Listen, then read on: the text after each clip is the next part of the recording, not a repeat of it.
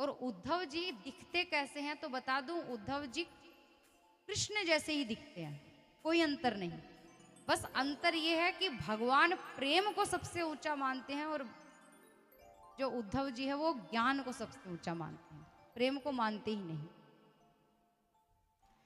तो ठाकुर जी ने ये लीला क्यों की, इसका कारण ये है कि प्रभु बताना चाहते हैं कि ज्ञान से मैं नहीं रीझता,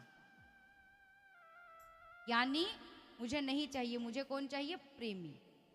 अगर प्रेम करोगे तो तुम्हें मैं अपना लूंगा, ज्ञान दोगे तो भैया तुम तुम्हारे मैं मेरा। तो वर्णन है कि ठाकुर जी को एक बार देवकी मैया भोजन परोस रही थी,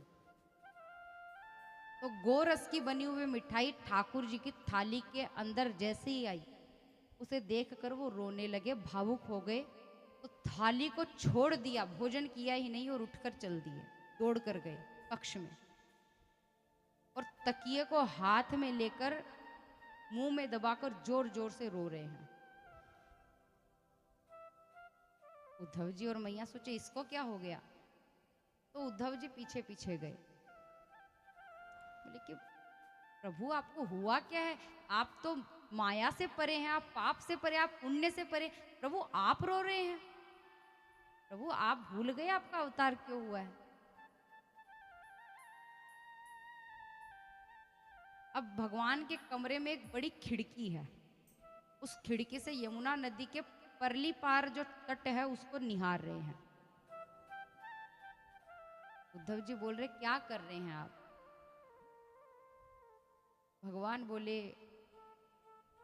उद्धव मुझे बड़ी याद आ रही है आज। बोले किसकी? बोले ब्रजवासियों की। बोले कितना प्रेम करते हैं वो मुझसे, पर देखो मैं उनके पास जा भी नहीं सकता। उद्धव जी बोले इसमें इतना भावुक होने की क्या बात है? प्रभु आपने तो शरीर धारण किया है केवल, वैसे आपका कोई आकार तो है नहीं, आप तो हर कण में निहित हैं। भगवान बोले कि उद्धव मैं बड़ा स्वार्थी हूं। कैसे? लेकिन एक छींक आती थी तो मैया वेदों की कतार लगा देती थी कि देखो तबीयत तो खराब नहीं, आज मेरी माँ ऐसी अवस्था में है, रो रही है, पर मैं इतना स्वार्थी उसको पूछने तक नहीं जा रहा हूं कि मैया तू क्यों दुखी है। बोले एक खांसी आती थी तो नजर उतारती थी बार बार।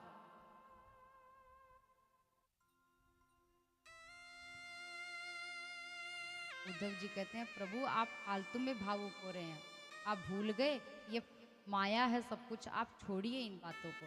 अजी आप भगवान हैं, आप कहाँ ऐसे तुच्छ प्राणियों के लिए रो रहे हैं? भगवान कहते तुम नहीं समझोगे, तुम समझ ही नहीं सकते। उद्धव तुम मुझसे प्रेम करते हो?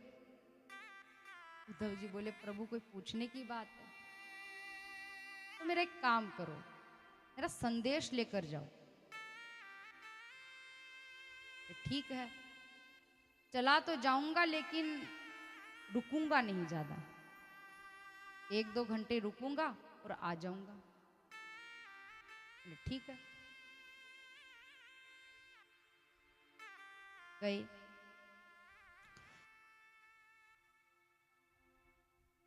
जाते हुए उद्धव जी बोले परंतु प्रभु ये तो बताइए कि ब्रजवासी पहचानेंगे कैसे?